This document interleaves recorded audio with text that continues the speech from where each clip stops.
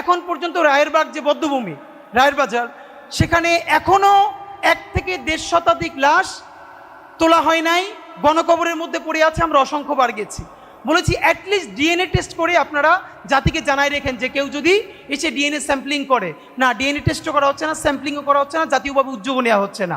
সরকার এখন পর্যন্ত জাতীয় শহীদদের তো আর্কাইভই করতে পারে নাই।